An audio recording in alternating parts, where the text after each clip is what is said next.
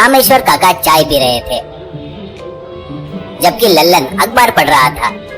तभी भोलू अपना नया कुर्ता पहनकर हाथ में चाय का गिलास और चम्मच लेकर प्रवेश करता है।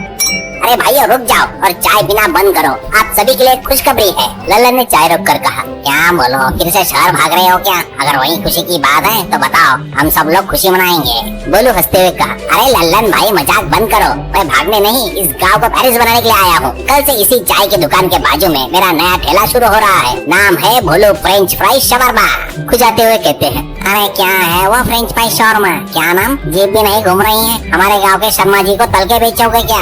आलू को सोने के टुकड़े जैसा तलकर उसको एक स्पेशल रोटी में लपेट देते हैं। दिल्ली में उसका रेट 100 रुपए है, लेकिन हमारे गांव के लिए सिर्फ 10 रुपए। कल्लू हलवाई रसोई से बाहर आते हुए। अरे गांव पेरिस बनाएगा, आलू को रोटी में लपेटेगा तो उसे समोसा कहते हैं। अरे उसे नया नाम देकर लोगों को धोखा मत दे। बोलो। अरे कल्लू काका आपको क्यों जलन हो रही है? कल शाम को आइए, अपना टैलेंट दिखाता हूँ।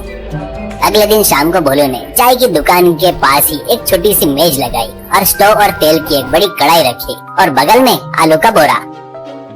अरे वो चुटकन, वही तो क्रिएटिविटी है। हम फ्रेंच फ्राई शवरमा बना रहे हैं। इन आलू के टुकड़ों को, फ्रेंच फ्राइज को तेल में डीप फ्राई करके फिर कुरकुरा करके रोटी में डालेंगे तो कोई नहीं पूछेगा कि आलू पका है या नहीं पका है। अरे वाह रे भोलू, बहुत तगड़ा प्लान किया है, खुशबू लाजवाब है।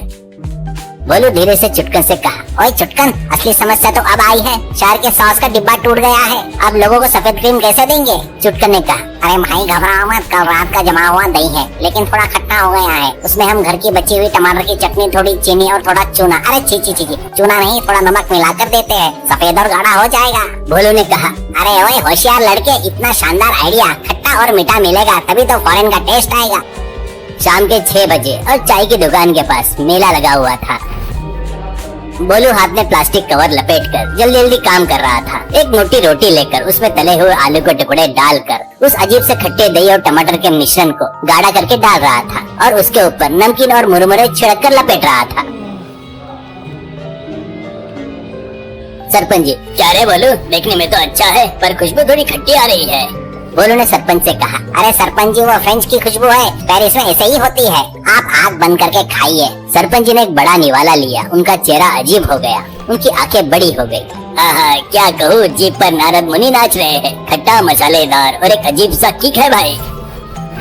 बिरजू पहलवान। अरे जब सरपंच जी ने अच्छा बोला तो क्या चाहिए? बोलो मेरे लिए 4 लपेट, सॉस जरा ज्यादा डालना। लोग भोलू के दुकान पर टूट पड़े। कल्लू हलवाई कोने में बैठकर बड़बड़ाता है। अरे और खाओ और, कल सुबह तुमको पता चलेगा इसका असली मजा। अगले दिन सुबह सूरज अभी पूरा जगा हुआ नहीं था कि पूरा गांव जाग गया, लेकिन कोई काम पर नहीं लगा और सभी लोग अपने हाथ में लोटे लेकर और दौड़ रहे थे।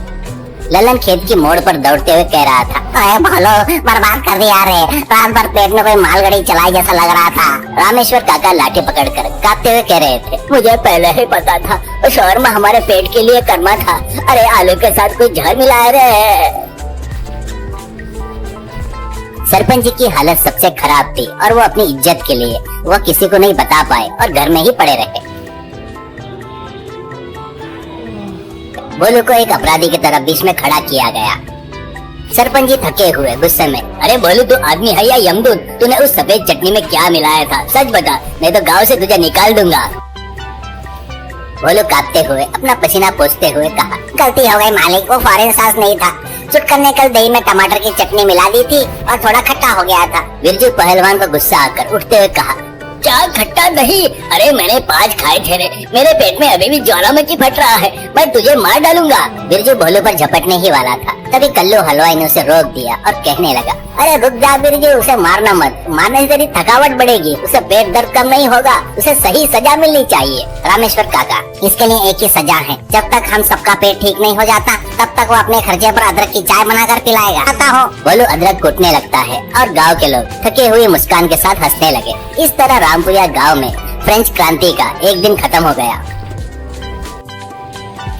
और भोलू ने यह सबक सीख लिया कि जो काम नहीं आता है, जो चीज नहीं मिलती है, उस पर लालच करने से अंत में पेट दर्द